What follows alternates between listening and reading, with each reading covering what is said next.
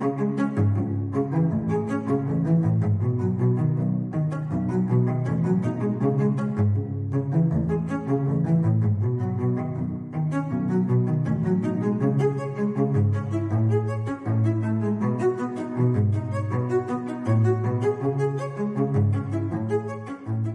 tal? Muy buenas tardes, soy Héctor de Mauleón, le agradezco que nos acompañe nuevamente en una emisión de El Foco. Bienvenida, mi querida Beca. Hola, ¿qué tal? Estamos caminando por un trozo de la calle de Tacuba, una calle histórica de la ciudad, la calle más antigua de América se le ha llamado, pero que es una calle también que ha sido famosa por su tradición perfumística. Es la calle de los perfumes, la calle de las fragancias en la Ciudad de México. Y hoy vamos a tratar de desentrañar un poco el porqué de la existencia de este tipo de negocios en este lugar. Estamos con don Alfredo Mayorga, pues es la nariz del centro histórico. 56 años en el negocio de la perfumería. Él comenzó trabajando en una perfumería que estaba cerca de, que está en la esquina de Filomeno Mata y Tacuba. Desde ahí pues preparó y perfumó a, es que serán decenas, generaciones de mexicanos, pero perfumó a María Félix, don Alfredo. A ver, platíquenos cómo conoce, ahorita nos platica usted un poquito más los secretos de la calle, pero vamos a empezar por María Félix. Claro que sí, ¿Cómo conoce usted a María Félix? ¿Cómo llega a la perfumería en la que usted trabajaba? Bueno, usted está aquí ahora al frente de la botica cosmética, pero durante 50 años trabajó en otra famosa perfumería muy antigua, ahorita nos cuenta eso, claro. Pero usted trabajando ahí un día que vio pasar a María Félix. Pues no, pasé, estaba en el museo, en el Palacio de Minería, estaba con su esposo el pintor, y él la vi. Y entonces yo pasé, la vi, la saludé, y como me saludaron la gente que me conocía, tuvo confianza, le dije que si quería pasar, me permitía hacerle una loción, una cremita. Pues accedió, fue rápido, me entré, le hice una crema rápida, una cremita a base de lanolina, glicerina, y le hice una aromita, pues algo como una crema a base de lanolina y glicerina. Y una mezclé con una crema normal, se la puse y no me dijo nada. Es una fragancia muy bonita, floral, bueno, digo, como aires del tiempo, no nada que ver. Que ella usaba eso, ¿no? Ella usaba de ese tipo de cosas en aquel entonces. Y ya la dejé. Pasó un día, 2 días, y luego me habló y me dijo que pues ella compraba los mejores perfumes, las mejores cremas, pero le había fascinado lo que le había hecho, porque le gustó. Dice, tan sencillo, tan simple, y es algo que la verdad me fascinó. Y quedó agradecida conmigo. Y gracias a Dios. Muy bien, y a veces nos deja oler más o menos esa fragancia, claro que sí, más adelante. Con mucho gusto. Pero yo quisiera que nos comentara, don Alfredo, ¿cómo comienza la tradición perfumística de la calle de Tacuba? ¿Desde cuándo se habla de la perfumería Novelty? Pero Novelty fue, bueno, la más antigua en cierta forma que se puso dentro de aquí fue Tacuba, antiguamente, perdón. Pero Novelty es de 1912, sí, ¿no? Está un poquito, bueno, tiene toda la razón del mundo. Posiblemente fue Tacuba 3. Nada más que vendían casi todo envasado. Y lo que hicieron en Tacuba fue ser a granel, fragancias que se hacían, se preparaban al momento. ¿Tú nunca has venido a comprar perfumes Tacuba? Ya son... ¿Sí? Sí. ¿De qué? Pues a mí me gustan los más cítricos, no tanto los florales, ¿no? Pero me gustan esas combinaciones que hacen precisamente aquí. Teniendo esas bases, le podemos hacer un aroma muy bonito para su personalidad, para su piel, con muchísimo gusto. Algo fresco, lo hacemos, encantado. Es que siguiendo esta tradición gremial que tiene la ciudad, en algún momento se tuvo que haber establecido un primer negocio o se tuvo que haber agrupado un gremio dedicado a esto y les destinaron un espacio. La historia del perfume pues es la historia de la humanidad. Uno puede seguir los perfumes desde Sumeria y desde Egipto a lo largo de todas las épocas de la humanidad, cómo van cambiando, cómo se van volviendo tan codiciadas las sustancias. Para los griegos era una verdadera obsesión. O cuentan la historia de Alejandro Magno, que empapaba completamente su cuerpo y sus prendas, y no solamente eso, sino que quería que todas las habitaciones en las que él estaba estuvieran arrojando una esencia, una fragancia. Cuentan que Teofrasto, el historiador, cuenta que cuando él pasaba dejaba a su paso una estela de la cantidad de perfumes que solía tener. En las cortes francesas de Versalles, etcétera, pues ya llega a un punto de perfección la confección de perfumes, y se pone de moda el hecho, por ejemplo, de que cada persona debería usar un perfume distinto cada día. Un día olías a una cosa, el otro día a otra. Y era como el símbolo mayor de nobleza, de aristocracia, de realeza, oler distinto cada día. Se dice que impregnaba las velas de sus barcos. ¿Quién? Cleopatra. Ah, ya. Para que pues, el aroma anunciara su llegada. Y bueno, otra mujer que también tuvo una gran obsesión por perfume, ahora que hablas de las cortes europeas, pues fue Isabel I. Isabel I se dice que no toleraba los malos olores, entonces ella perfumaba todo el ambiente a su alrededor, no solo se perfumaba a sí misma. Digo, claro, también hay que decir que la historia del perfume tiene mucho que ver con la historia de la higiene, ¿no? Claro, cómo va cambiando. Bueno, tiene mucho que ver en la Ciudad de México, el auge del perfume tiene que ver por el mal olor de la ciudad. Olía tan mal las acequias secas, la basura, etcétera, que dicen que en las épocas de calores y de cuando no había lluvia ni humedad, para poder salir muchas mujeres tenían que bañar un pañuelo en perfume para soportar los aromas de la calle en la Ciudad de México. De alguna manera, don Alfredo, pues todo esto se va juntando para que se alineen sobre la calle de Tacuba las primeras perfumerías. Poco a poquito fue creciendo, pues Novelty, después Tacuba 10, Alquimia, y así se fueron haciendo los Fraiches, Glass, y Europea se ha vuelto a la calle del perfume. Ya es casi toda la calle de Tacuba. Usted llega aquí en 1967, 68, ya estaban instaladas, ya era la calle de las perfumerías. Eran prácticamente nada más era Tacuba. Solamente estaba una. Que era Perfume Salcedo. Primero fue Perfume Salcedo, posteriormente ya se fue Perfume Tacuba 3, pero inició el señor José Salcedo, donde yo entré a trabajar. Ok. Es decir, es una tradición reciente. Sí. Del siglo XX, básicamente. ¿Vale? Del siglo XX, básicamente, ¿no? ¿Vale? O sea, no viene del porfiriato, no viene del siglo XIX, es algo mucho más moderno, digamos. Sí, porque había una muy famosa en Bolívar, ¿no? ¿Cuál era? También estaba acá a la vuelta en Bolívar 8. En Bolívar 8. En Bolívar 8 eran tres, estaba en Ensueño, en Corregidora. Estaba Novelty y estaba la de los Palafox, no me recuerdo muy bien, en Bolívar 8. Y Tacuba 3 eran las que eran nada más. Fueron creciendo, han crecido y han seguido creciendo. Usted pues ha estado en contacto con los perfumes durante mucho tiempo, preparando fragancias, preparando esencias. ¿Qué dicen los perfumes de la gente?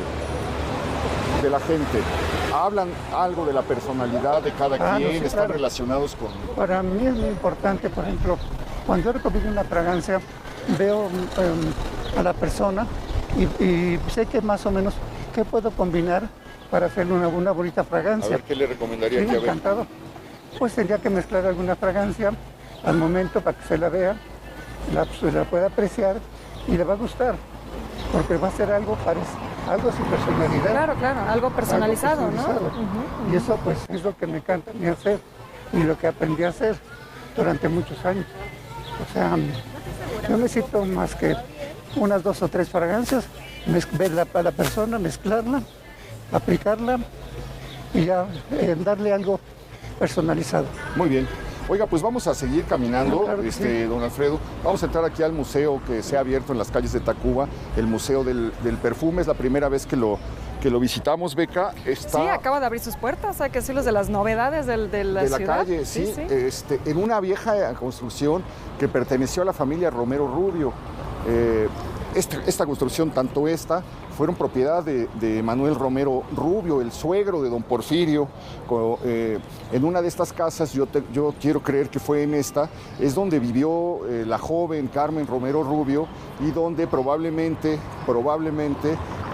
vivía en el momento en el que conoce a Porfirio Díaz en una cena de la embajada de Estados Unidos. Y en la plática, él tiene 51 años, Carmen Romero Rubios tiene 17. Ella le dice, ¿usted no sabe hablar inglés? No, ¿cómo? No, pues usted me enseñaría. Sí, hombre, yo le enseño a hablar inglés. Se compromete a volverse su maestra y con el paso de que van avanzando las clases, finalmente Porfirio Díaz escribe esa carta que se ha vuelto famosa, que yo creo que ella leyó en uno de los balcones de esta residencia y que dice, Carmen, yo debo avisarle que la amo. Así comienza. La carta se ha vuelto una de las cartas célebres de la historia y bueno, pues teniendo él 51 y ella 17, ocurre la boda y pues ella es la compañera de Porfirio Díaz hasta su muerte en el exilio. Ella regresa a México en 1930 y tantos y muere en 1944. ¿En la colonia Roma? En la calle de Quintana Roo, de la colonia Roma. Pero bueno, pues aquí se ha abierto ya lo que vemos aquí en la entrada, Museo del Perfume, el MUPE. Don Alfredo, le agradezco mucho que nos haya acompañado. Les agradezco con usted, ahorita lo pasamos a saludar. Gracias. Gracias, Gracias. Con permiso. Hasta luego, gracias.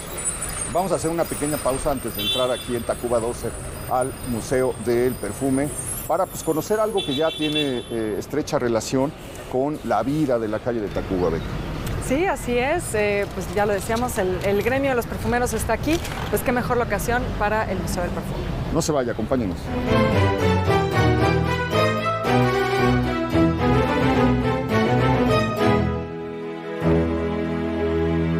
Porque sabemos que el mundo cambia, nosotros evolucionamos con él. Y en ADN 40 seguimos transformándonos. Aquí le presentamos nuestro momento ADN 40. Nos convertimos en la central de noticias que te mantiene informado. Tenemos buenas noticias. Vámonos directamente con la información. Y conectado al mundo en tiempo real. Dejamos los foros de televisión y nos vamos a donde se mueve la información. Acompáñenos con las noticias. Porque tenemos una cobertura nacional e internacional. Que aquí todos los días informamos. Con los mejores periodistas y líderes de opinión que te informan. Prepárese para informarse porque arrancamos de una vez. Desde todas nuestras plataformas. Estamos a través de la televisión, por supuesto, a través de nuestras plataformas, de todas las plataformas acompañándolo. Descubre la nueva programación, porque si nos buscas, nos encuentras. La tele evoluciona. ADN 40. Siempre conmigo. Distrito de Columbia. Colapso de la línea 12 del metro. Sino una sociedad que no está acostumbrada. Los efectos robaron un automóvil. Un nuevo récord histórico al ubicarse 9.1. Como seguro médico, dental y también planes de seguro. Como cada tarde estamos en su pantalla, pero también en las calles de la Ciudad de México. De Ciudad Victoria, Tamaulipas, una pipa de gas que intentaba ganarle el paso al tren terminó. Me recibes y te recibo. ADN 40, siempre conmigo. Evolucionar es diversificar el modo de pensar y eso es una base fundamental en el quehacer de informar. Es afinar la escucha y escuchar lo que están diciendo nuestros televidentes. Es saber en dónde estamos y ser parte de lo que pasa. Evolucionar es cambiar, adaptarse, transformarse. El mundo ha evolucionado sin duda y también la manera en la que consumimos la información. El periodismo hoy es compromiso social, es debate y opinión sin falsas neutralidades, pero con mucha apertura. Informar para mí es un compromiso. Y siempre desde el lugar de la noticia. Porque lo que usted ve en la pantalla todos los días no se puede hacer solo, se hace con un gran equipo. Colaborar de aquí para allá, pero también de allá para acá. Hoy quien demanda información, quien consume información, quiere interactuar, recrear, enriquecer las noticias. Las historias de la realidad que usted quiere, requiere y necesita todos los días, a todas horas, para estar informado. De no olvidarnos de lo que hacemos y para quién lo hacemos. Cuando uno se decide a dejar de tratar de cambiar al mundo para tratar de entenderlo, invariablemente sucede lo mejor. El periodismo hoy en día es adrenalina, es velocidad, es dinamismo, es multiplataforma. Es tener el privilegio de enriquecer nuestra existencia a través del otro. Y es ejercer la libertad más valiosa que tenemos, la libertad de expresión. Porque sabemos que el mundo cambia, nosotros evolucionamos con él. Y en ADN 40 seguimos transformándonos. Aquí le presentamos nuestro momento ADN 40. Nos convertimos en la central de noticias que te mantiene informado.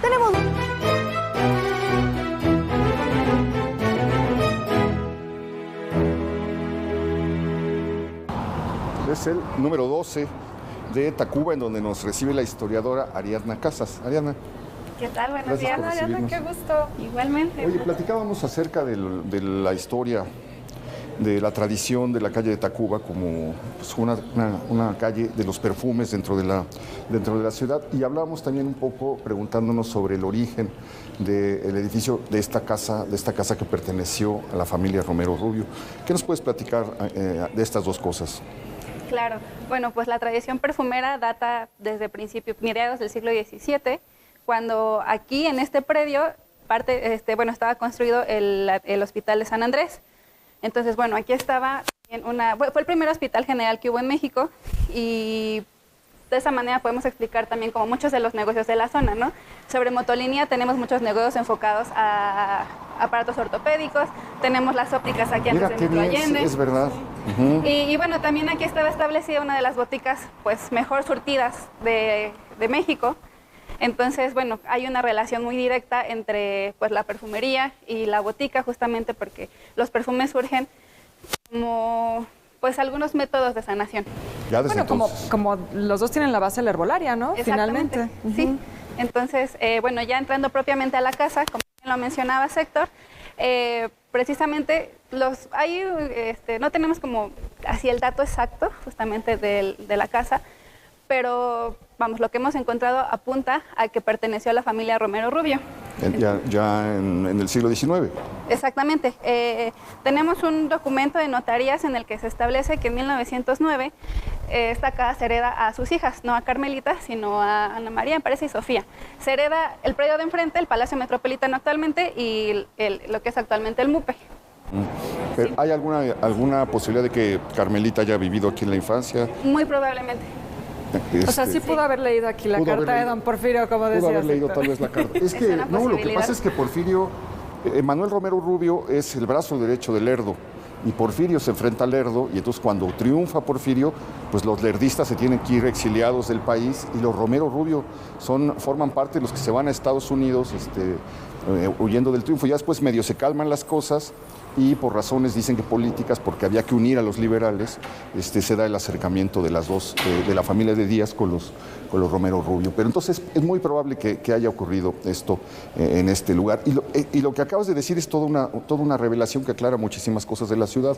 Efectivamente estamos en terrenos de lo que fue el Colegio de San Andrés, que en la epidemia brutal de viruela del siglo XVIII se convierte en hospital, porque no tienen a dónde recoger a la gente que está cayendo por decenas, por cientos en las calles, y entonces convierten el colegio en hospital, y a partir de ese momento necesariamente se tiene que desarrollar en los alrededores una tradición de boticas, y esto que dices de los aparatos ortopédicos de Motolinia, pues sí y los lentes, ¿no? Tiene toda la razón. Uno viene es decir, a Tacuba, el Hospital de San Andrés lo tiran en 1901-5, lo hemos comentado alguna vez.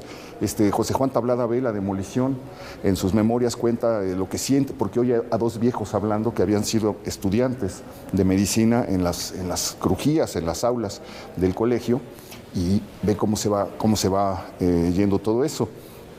Entonces, desde ese momento, pues viene una transformación de la calle. Sin embargo, a pesar de que se va el hospital, queda en los negocios que habían flotado alrededor de él, dándole un tono característico a la ciudad. Es maravilloso eso, ¿no? Sí, la tradición permanece, y precisamente por ello no es fortuito que esté localizado aquí el Museo del Perfume. A mí me gusta contar una anécdota. Justamente cuando entré a trabajar aquí, le llamé a mi abuela por teléfono y le dije, ay, ¿qué crees? ¿Cuánto tiempo tiene 6 meses. aquí, Ariadna? 6 meses. 6 meses. Le conté, entré a trabajar al Museo del Perfume. Historiadora de la UNAM. Sí.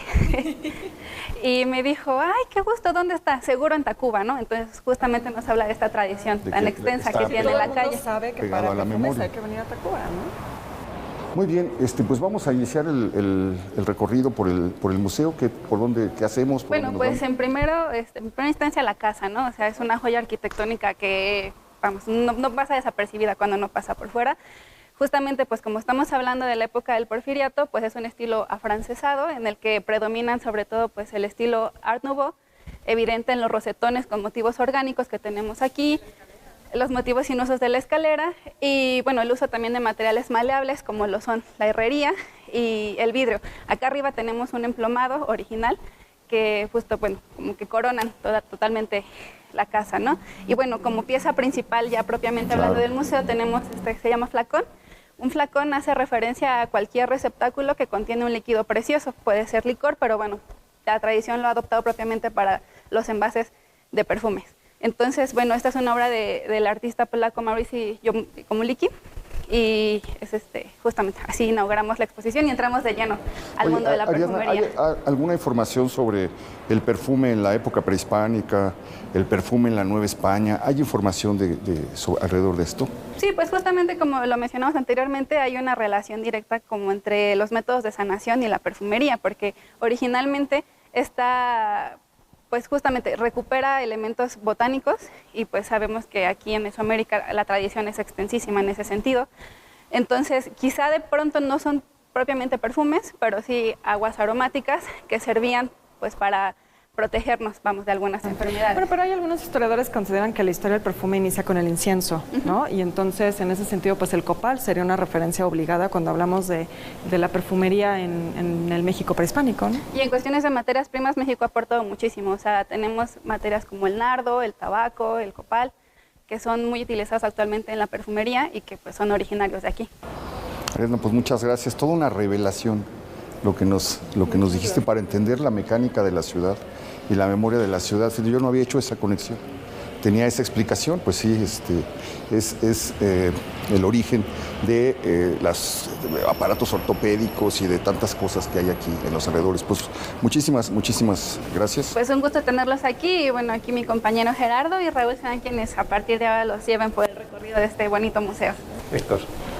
Gerente general del Museo del Perfume. ¿Cómo nace esta idea? ¿De dónde viene este concepto? Mira, los últimos 30 años de la industria de las fragancias se ha revolucionado de una manera constante y considerable, en donde hoy en día nos damos cuenta que las fragancias se utilizan para todos. Todos los días nuestros sentidos, nuestras emociones siempre están oliendo cosas diferentes, despiertan sensaciones diferentes que la verdad nos hacen crear la necesidad de tener un espacio cultural donde mostremos precisamente al público, a la sociedad, a la industria de las fragancias sobre todo, la evolución que ha tenido la perfumería. Luego, pues, son los perfumes los que hacen que muchas personas se vuelvan inmortales. Uno, por un olor, puede recordar a alguien que se fue, simplemente por el perfume que usaba, ¿no? Es una emoción tremenda, ¿no? Sí, la verdad es que a través del olfato podemos tener muchas memorias de todos los eventos importantes, personas, como bien mencionas, y recuerdos que en algún momento pensábamos que estaban en olvido. Y de repente llega un aroma, una fragancia y nos despierta y nos hace recordar nuestra infancia, juventud, no sé, hechos memorables, nos despiertan y despiertan esas emociones diferentes, a lo mejor de alegría, de tristeza, de nostalgia. Eso es lo hermoso de la perfumería. Estaba pensando en ese relato extraordinario de Ítalo Calvino que se llama Nariz, que está en un libro que se llama Bajo el Sol Jaguar, y es en un baile de máscaras, un hombre ve pasar a una mujer que le deja un perfume que le parece inolvidable, y no sabe quién es, no logra saber quién es porque ella va enmascarada. Y entonces comienza a recorrer las perfumerías de París tratando de averiguar qué perfume, qué clase de perfume era y quién podría ser la que lo compró. Entonces lo comienza a describir y bueno, de repente uno se ve inmerso en un mundo gobernado por los olores, o más bien ingobernado, porque los olores son ingobernables. Simplemente se apoderan y te arrastran, ¿no? Ahora, también los olores son históricos, ¿no? Que eso a veces creo que lo perdemos de vista, como lo que explicabas hace un momento, Héctor. La ciudad no siempre olió igual. Hubo un momento en el que olió, pues peor, sinceramente muy mal, ¿no? Peor de lo que huele hoy, ¿no? Pero es decir, los olores han cambiado también, así como ha cambiado nuestra cultura visual, como ha cambiado la música que escuchamos, también lo que olemos se ha ido modificando, o lo que nos gusta, ¿no? Se ha ido modificando a lo largo del Todo es cultural, definitivamente va evolucionando el ser humano, las necesidades siguen cambiando, es un mundo cambiante constantemente, entonces tenemos necesidad no nada más de perfumarnos, sino de perfumar todo lo que está a nuestro alrededor, como bien mencionas. ¿Qué se necesita para formar un museo del perfume? Tienes que viajar por todas las épocas, tienes que coleccionar o conseguir frascos de perfumes de hace mucho tiempo. ¿Qué se necesita para lograr esto? Primero, la pasión por los perfumes, tal cual. O sea, el ser un apasionado de los perfumes en esta industria te da la visión de poder interactuar con todo eso que ya platicamos de las emociones y de los sentidos, poder plasmarlo en el museo para poder llevar a cabo toda la historia desde que se crearon los primeros perfumes que ya platicamos, y después llevar a conocer todas las familias aromáticas, plasmarlas para que la gente pueda identificar y ponerle nombre a esos olores que bien interpretan en el día a día, y después recorrer un espacio en donde podemos mostrar los orígenes de la perfumería desde el principio hasta la vida en la época actual, cómo ha ido evolucionando y cómo han plasmado cada uno de esos autores la historia en la perfumería. Entonces, llevar poco a poco y de la mano desde el origen hasta la actualidad. No, pues muy interesante. ¿Por dónde podemos comenzar nuestro recorrido? Bueno, podremos comenzar, si los llevamos ahorita... ¿Gerardo? Con Gerardo, para empezar de la sala de procesos, por favor. Hola. Mil gracias, Gerardo. Hola. ¿Qué tal? Muchas Gracias. Pues justo, vamos a comenzar nuestro recorrido por lo que vendrían siendo los procesos de extracción de las materias primas que nos permite tener los aceites esenciales con los cuales se elaboran la mayoría de los perfumes que conocemos. Esta sala está tratando de evocar un poco un taller del perfumista del siglo XVII. Con una especie de alambique, ¿no? Sí, tenemos un alambique, tenemos una prensa, tenemos los procesos de maceración y un artefacto que es pues primordial en el trabajo del perfumista, que es el órgano. Entonces, bueno, justo en esta sala conocemos los 3 principales procesos de extracción de estos aceites esenciales, y ellos nos permiten conocer cómo es que este proceso se puede generar de una manera muy dinámica y muy divertida. Te voy a preguntar, ¿por qué el siglo XVII? ¿Por qué hacen el corte temporal ahí? ¿Fue muy importante para la perfumería ese siglo o qué sucedió? Un momento en el que a finales del siglo XVII, principios del siglo XVIII, los perfumistas empezaron a tener... Los perfumistas trabajaban para las cortes reales, ¿no? Para la nobleza, para estas personas que eran pues justo de un estrato social muy alto y que eran exclusivos para ellos. Los perfumistas empiezan a abrir sus propios negocios, como ahorita lo vamos a ver allá enfrente, y los talleres de perfumistas empiezan a esparcir por grandes ciudades como París, como Milán, como diferentes pues, capitales del perfume en Europa principalmente.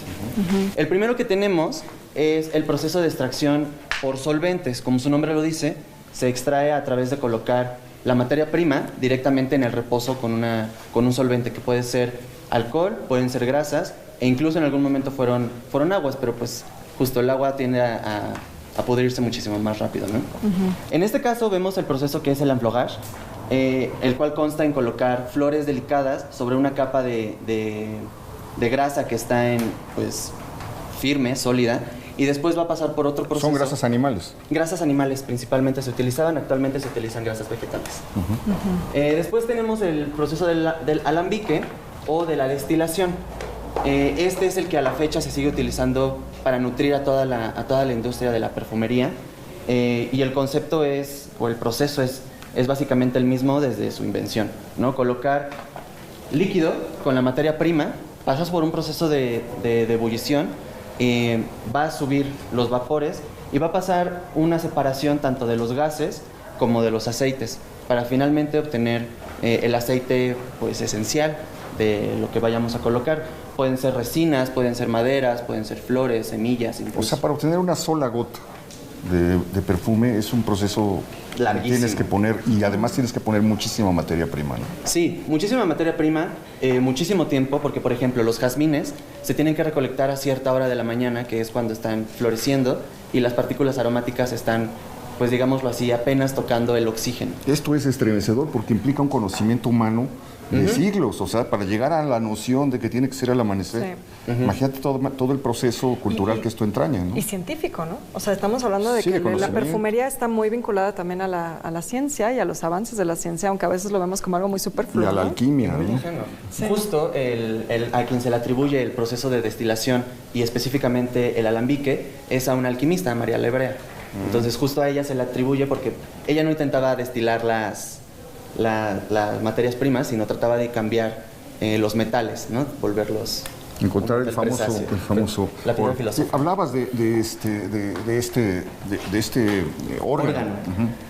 Sí, justo los órganos va a ser la materia prima, donde va a ser el espacio donde van a colocar la materia prima los perfumistas. O sea, estos ya son los aceites que salieron de ahí. Que salieron de acá, ya que pasaron del proceso de destilación o de la enflogage, se van a colocar en frascos. ¿Cuántas variedades puede haber? ¿De materias primas? ¿Están contadas? ¿Están registradas? No, es un aproximado. Pueden ser hasta 200,000, ya contando las materias primas de origen sintético. Okay. Estas son de origen natural. Natural. Entonces, más adelante vamos a pasar al origen sintético. Okay. Y pues aquí es donde van a trabajar ellos. Muy bien, vamos a hacer un pequeño corte en lo que nos movemos a la siguiente sala. No se vayan.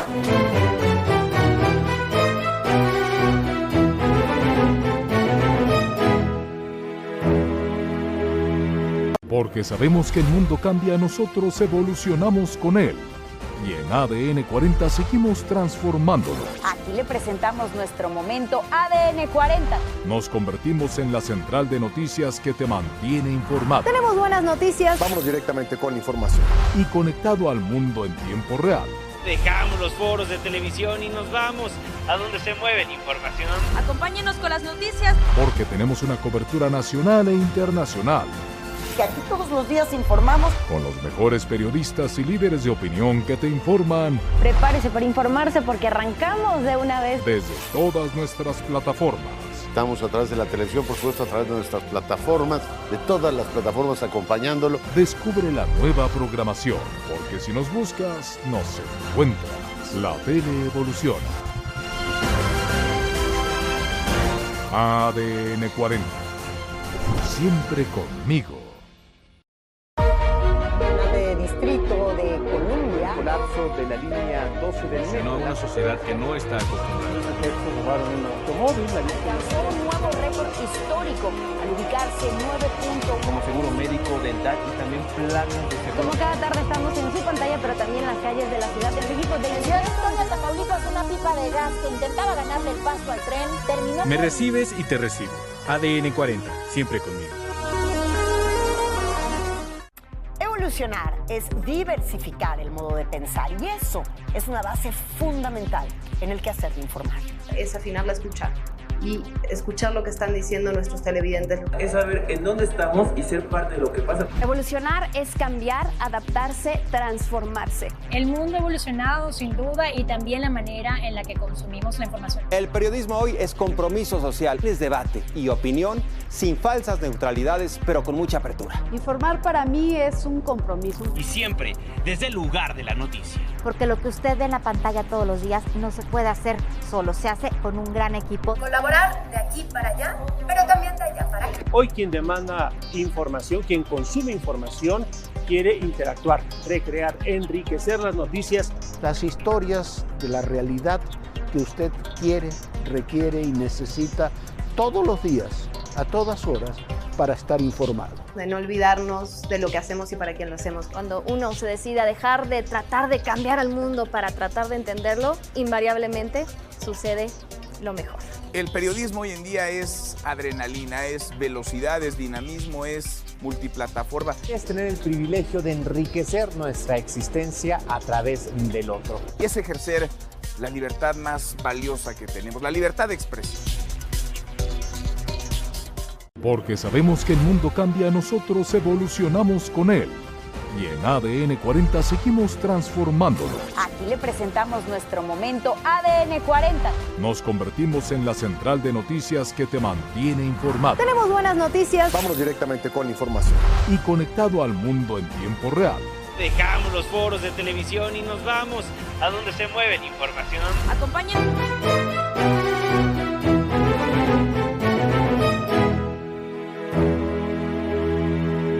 Seguimos recorriendo el Museo del Perfume de la mano de Gerardo Ortega.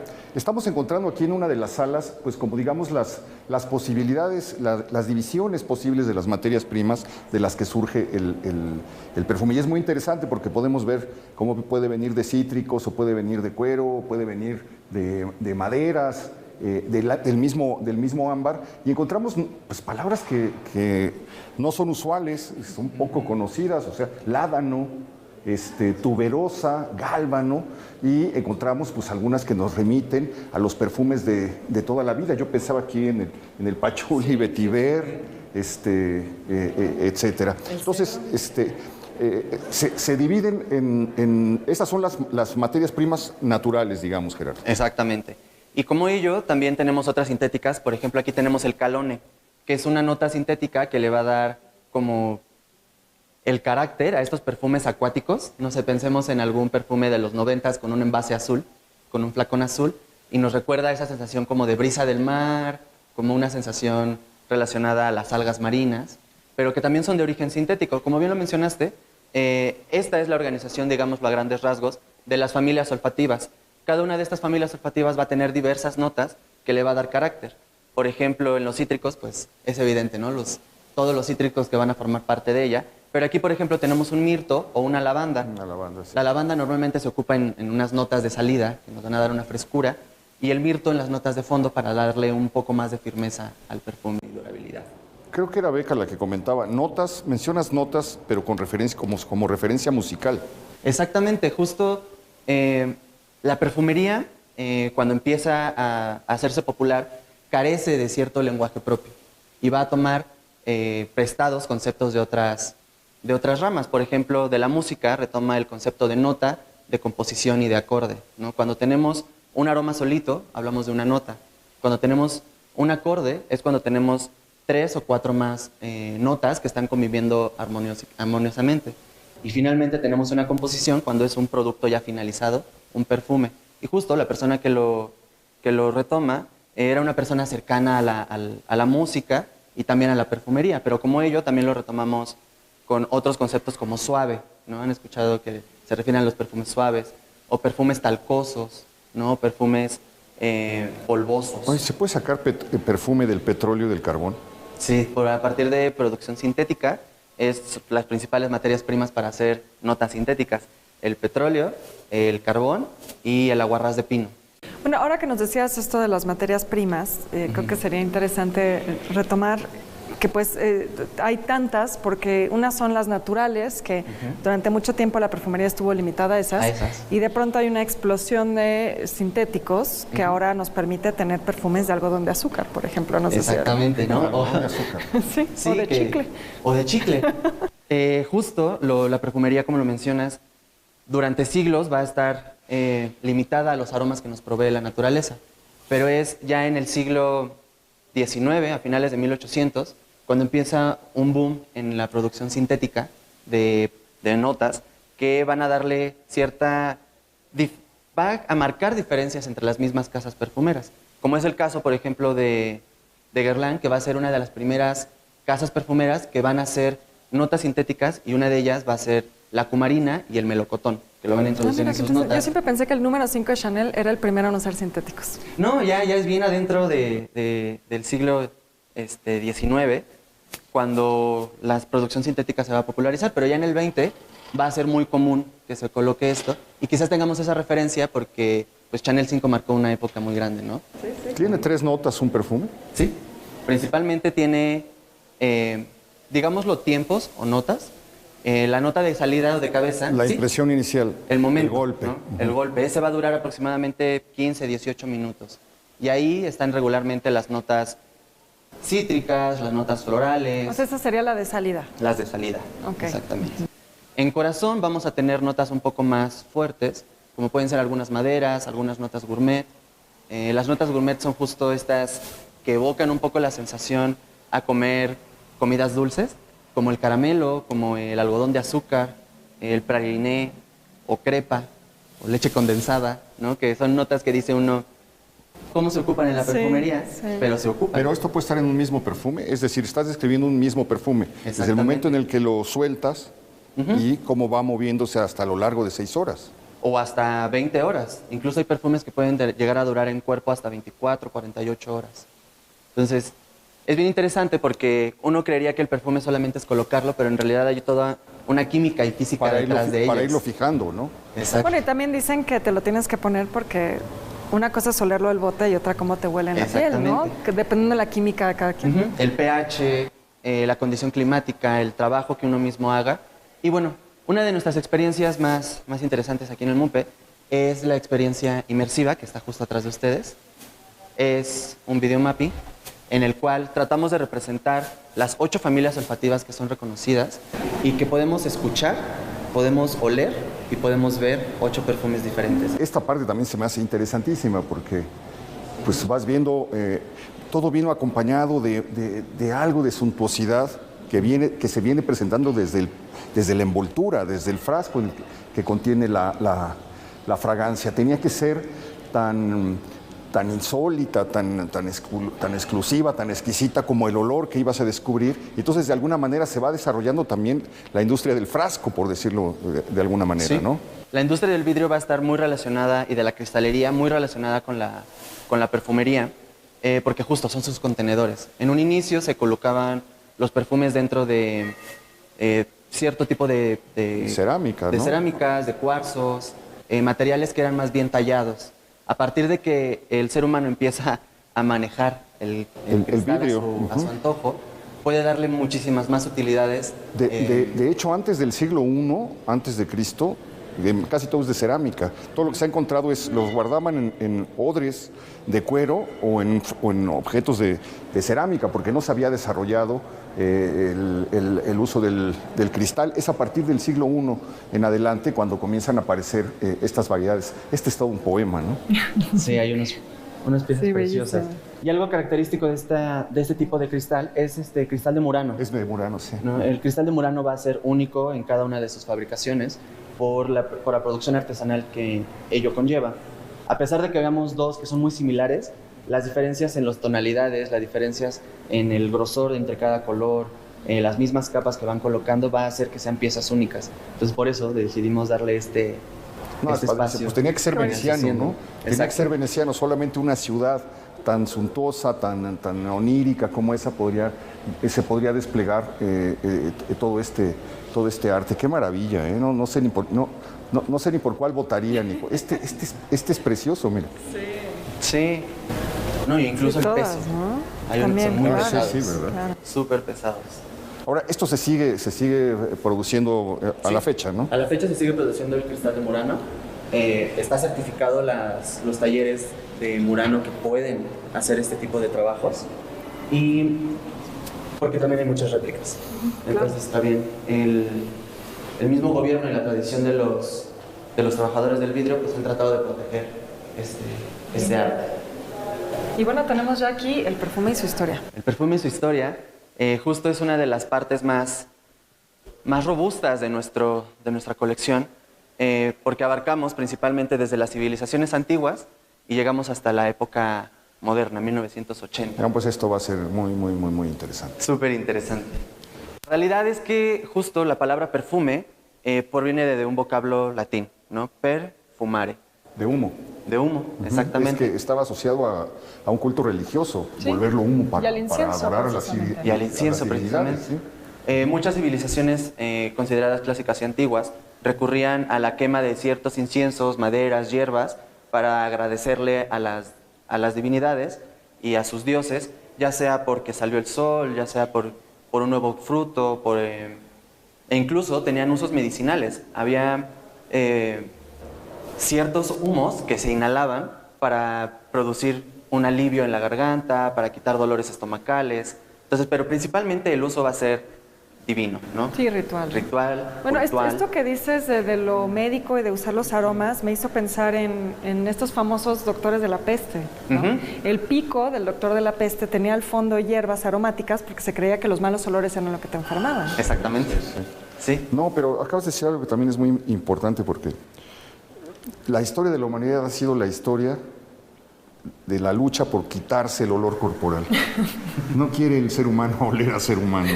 Y entonces, es que lo que acaba de decir es muy interesante, porque entonces echas mano a algo que es divino, ¿no?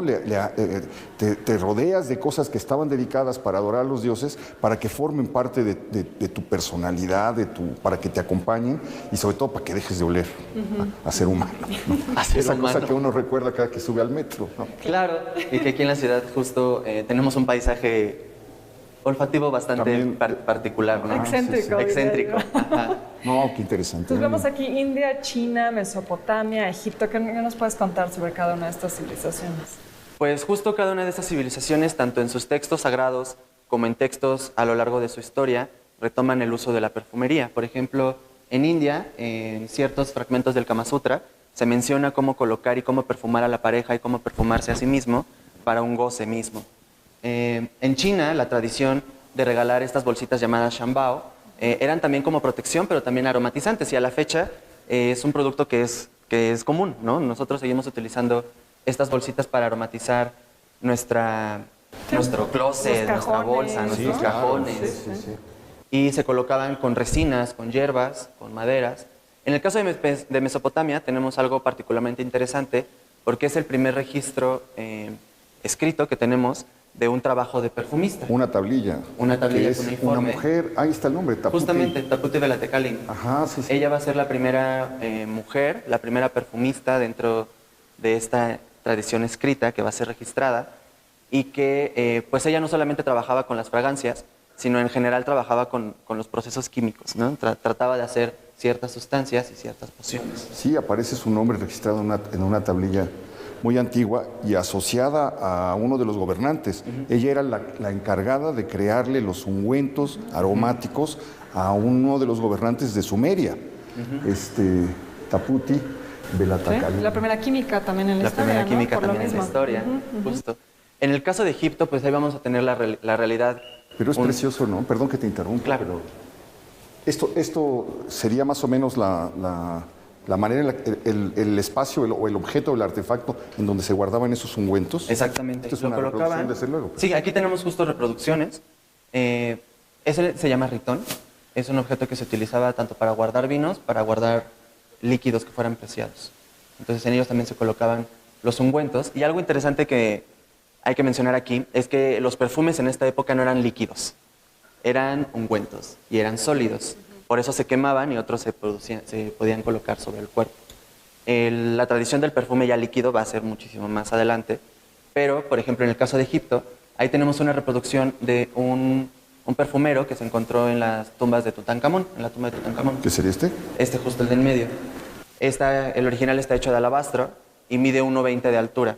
Entonces también vemos que incluso en el proceso de momificación se utilizaba el perfume en formato de esencia de aceite. Tanto se perfumaban las vendas como el cuerpo, también se perfumaban los sarcófagos e incluso se colocaban ciertos elementos que iban a estar aromatizando la tumba durante mucho tiempo. Es maravilloso. Bueno, las vendas que se usaban en el proceso para embalsamar a los faraones, a los gobernantes, estaban aromatizadas. Oye, qué padre. ¿Sí? Esto es lo de Grecia. Es lo que decíamos, eran los frasquitos de cerámica que se han encontrado con contenidos de fragancias, de perfumes. Y justo Grecia y Roma van a explotar el tema del perfume porque empieza justo el culto a la belleza, el culto al cuerpo. Asociado con muchas... Con el olor, con el perfume, sí. Exactamente, y con la higiene, de cierto modo, y con lo bello y incluso con lo erótico, ¿no? Había ciertos momentos en los que se podían utilizar los aceites para embalsamar los cuerpos para untar los cuerpos de las otras personas. Pues que no hay toda una historia del perfume en Grecia que tiene que ver con Afrodita. Exacto. El llanto de Afrodita, Hieros. Sí, que incluso tiene que ver con el hecho de que las rosas se volvieran rojas, porque las rosas eran blancas. Pero el llanto de Afrodita está relacionado con los perfumes. Es para los griegos, las gotas de las lágrimas de Afrodita es lo que da el origen a los perfumes, ¿no? Esto es una maravilla. Y bueno, aquí tenemos una reinterpretación de un grabado que hizo Nicolás de la Mersenne a finales del siglo XVII, a finales de 1600. Él, en esta danza del trabajo, hace una especie de sátira respecto a las profesiones que estaban muy populares en la Francia en ese momento, ¿no? Tenemos al que trabaja con los perfumes, pero también al que trabaja con las pieles, al que trabaja con las maderas, con los metales. Y no es que así anduviera un perfumista por la vida, ¿no? Sino que él trata de poner los elementos más característicos de un perfumista dentro de su grabado. Justo en el grabado vemos en la parte superior un alambique. En los hombros tenemos unos abanicos que justo representan a estas cortes que perfumaban los abanicos para denotar la clase. Pañuelos y telas, como también cueros. Y pues toda su materia prima que vienen siendo los aceites esenciales, los jabones, los bálsamos, extractos, polvos incluso. Comentábamos cómo en la corte francesa estaba de moda usar un perfume cada día. Cada persona tenía que usar un perfume cada día. Pero en las grandes fiestas también lo que se hacía es que sumergían palomas en esencias y luego las soltaban para que pasaran en los lugares donde estaban los banquetes y los bailes, esparciendo el aroma de los diversos perfumes. Es decir, en este momento de los Luises y de las cortes francesas, el perfume ocupa, digamos, es la expresión de una posición en la escala social, es la expresión del refinamiento, es la expresión de la cultura, dice tantas cosas un frasquito que se vuelven codiciadísimos, y hay perfumes carísimos que solamente se producen, por eso hay todas estas novelas, que perfumes que se producen solamente de manera limitada para unos cuantos y que son codiciados y envidiados por los que no los tienen, ¿no? Y eso es un buen preámbulo para pasar a nuestra vitrina dedicada a las cortes perfumadas. Ahí está lo que decías, güey. Sí, justo. Mira, retomando al doctor Peste, este artefacto contenía esta mezcla de hierbas que se llamaba teriac, que es una tradición que viene desde los romanos y que es más o menos 50 materias primas, hablando de los Luises. Dos personalidades que se consideran bastante importantes dentro de la historia del perfume. El primero es Catalina de Medici y el segundo es Luis XV, ¿no? Catalina de Medici contrae matrimonio con un rey francés, migra de Italia a Francia y con ella se lleva toda su corte, entre ellas un perfumista. El perfumista se instala en la ciudad de Grasse y bueno, a partir de ahí es historia, ¿no? Todo lo que pues a la fecha se considera la capital universal. ¿La capital es cuál? Grasse. Grasse, sí. Sí, la capital del perfume. Y por el otro lado tenemos a Luis XV, que justo pues sus derroches llevaron a Francia a tener una revolución, y justo uno de los derroches eran los perfumes. Como bien los comentas, perfumaban palomas, pero también en ciertas fiestas o eventos reemplazaban el agua de las fuentes por perfume. No, qué cosa. Oye, esto es padrísimo, ¿no? Qué cosa, qué artefacto tan ingenioso, ¿no? Bueno, y aquí, mira, interesante, aquí hablan ya de cómo los productos de América comienzan a llegar también a Europa y a revolucionar el perfume. Sí, el cacao y la vainilla forman parte, ya se incorporan a la industria del aroma, ¿no? Y aquí nos comentaba, esto es de acá, ¿verdad? Sí, exacto. Es que Florencia se vuelve también una capital importante para los perfumistas italianos, ¿no? Muy bien, ¿qué vemos aquí? Aquí tenemos las aguas de Colonia y digamos que es el primer producto que vamos a tener propiamente de la perfumería. Antes de esto eran trabajadores que hacían sus perfumes de manera exclusiva, como muy única, limitadas las producciones. Con el agua de Colonia empieza una producción, digámoslo, un tanto más industrializada. El agua de Colonia va a deber su nombre a la ciudad de Colonia y es por Jean-Marie Farina que va a patentar su fórmula porque pues varias personas se lo estaban robando, ¿no? A partir de ello, el agua de Colonia va a ser considerado uno de los productos más utilizados dentro del mundo de la perfumería y que es una concentración. Olía más o menos a lo que hoy huele el agua de Colonia Sanborns, porque es de naranjo, ¿no? Sí, justo. Se extrae del naranjo y es bien interesante que mencionas el naranjo porque de ese árbol se aprovecha básicamente todo para la producción de los aceites esenciales. Y a ver, ¿el agua de Colonia en qué momento se vuelve ya un producto masculino? Porque hay muchas veces esa distinción, ¿no? El perfume es para mujeres, la colonia es para hombres. Es algo bien interesante porque los perfumes nacen siendo unisex. No había una distinción entre ellos, sin género. El agua de Colonia también se consideraba sin género. La podía ocupar tanto Eugenia como Napoleón, ¿no? Incluso se decía que Napoleón era una de sus favoritas, consumiendo hasta 2 litros al día. Lo que pasa es que a principios del siglo XIX, finales del XX, justo como nacen estas primeras casas perfumeras, empiezan a diversificar sus productos a cierto tipo de personas. ¿Quiénes eran las que más les compraban a los perfumistas? Las mujeres de las cortes reales. Entonces el público deja de llamar a la misma industria para que le produzcan al público masculino y los perfumes se empiezan a enfocar a un público muy femenino. Ya es entrados en los años 60 cuando empiezan a salir otra vez productos de perfumería para un público masculino, pero eran más bien aftershave, colonias, y empieza a hacerse esa división, porque el agua de Colonia era para el caballero y el perfume era para la dama.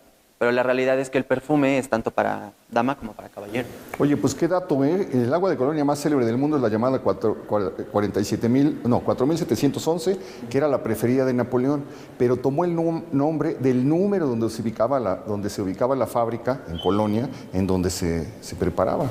Y se sigue produciendo, ¿no? Se sigue produciendo, solo que ya no tienen el mismo nombre porque durante la Segunda Guerra Mundial fue bombardeada la fábrica.